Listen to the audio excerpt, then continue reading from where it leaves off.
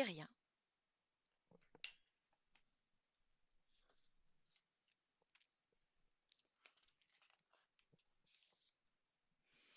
Monsieur Picaillon était l'homme le plus riche de la ville. Il pouvait avoir tout ce qu'il voulait, tout ce qui pouvait s'acheter. Basile le fil était l'homme le plus pauvre de la ville. Il ne pouvait avoir que ce qui ne coûte rien.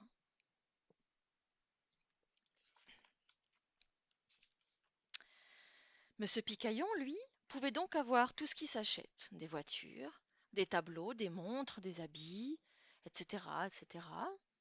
Tandis que Basile le fil avait pour lui le soleil en été, le cri des mouettes au-dessus de sa tête en hiver, la fraîcheur de la bise en automne, et les bises et les poignées de main de ses copains tout au long de l'année.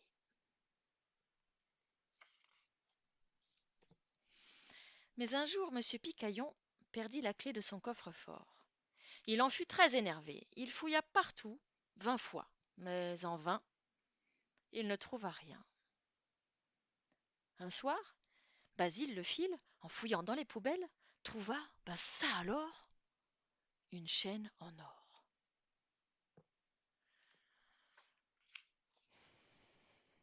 Le coffre-fort de monsieur Picaillon était rempli d'argent, mais sans la clé, l'argent restait coincé dedans.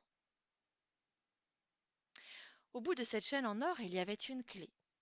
Mais comme Basile n'avait pas de porte, il mit la clé et sa chaîne autour de son cou.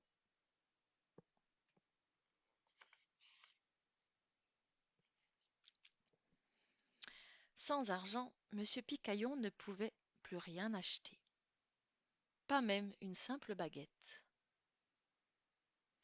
Eh, dis donc, elle est belle ta chaîne, Basile. Tu l'as achetée?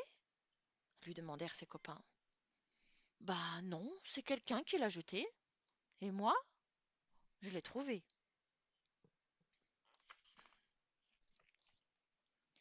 Alors, pour continuer à pouvoir acheter l'indispensable, monsieur Picaillon se mit à vendre le superflu.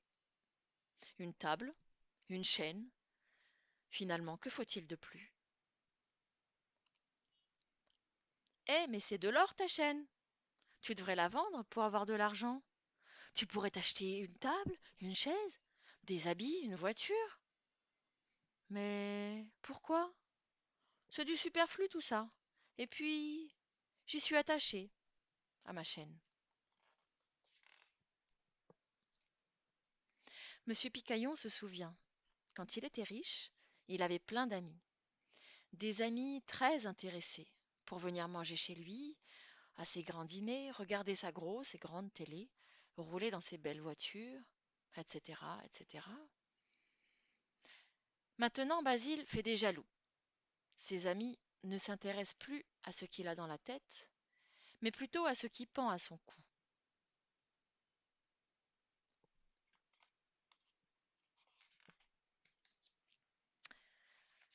Maintenant qu'il n'a plus d'argent, les amis avides de monsieur Picaillon ne viennent plus dans sa grande maison vide. Et s'il veut voir des gens, monsieur Picaillon doit sortir de chez lui. Quant à Basile, il doit se trouver de nouveaux copains, plus intéressés par lui que par sa chaîne qui déchaîne les envies. Alors Basile prend son carton et change de quartier.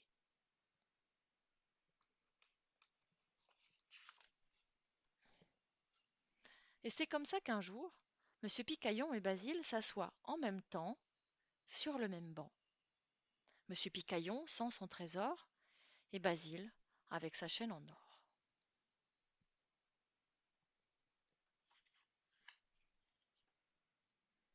Dites donc, elle est belle votre chaîne. Avant, j'avais la même. Et depuis que je l'ai perdue, plus personne ne m'aime. Oh ben, moi, c'est le contraire. Depuis que je l'ai trouvée, j'ai tout perdu. Ça alors, mais il y a une clé au bout de la chaîne. Dites, elle ouvre quoi? Oh non, pour moi, c'est une chaîne, au bout de laquelle il y a une clé et qui a tout refermé. Vous la voulez? Parce que moi, Elle m'a vraiment trop coûté. Mais, mais, mais c'est la clé de mon coffre. Venez chez moi. Venez chez moi, je vais vous le prouver. Arrivé dans la grande maison vide de Monsieur Picaillon, celui-ci se rue vers son coffre. Il fait tourner la clé dans la serrure et la lourde porte s'ouvre, laissant s'échapper tout un flot de tout son argent. Attention! Cet argent va tout emporter! Il va nous noyer! S'écrie Basile. Oh non, moi j'adore nager dans l'argent et plonger dans le luxe, rit Monsieur Picaillon de toutes ses dents.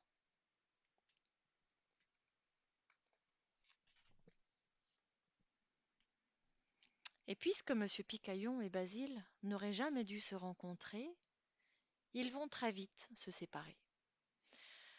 Car hélas, tout le monde sait que ceux qui ont tout regardent rarement ceux qui n'ont rien.